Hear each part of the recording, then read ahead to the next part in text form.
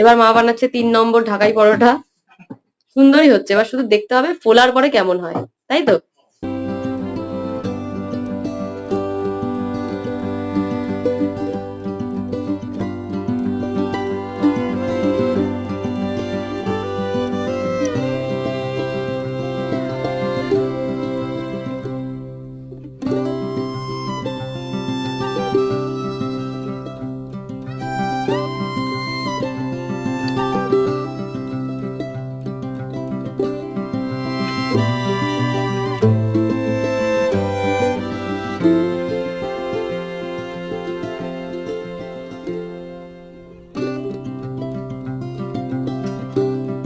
কি দারুণ হয়েছে, খুব সুন্দর হয়েছে, হেবি সুন্দর হয়েছে মা।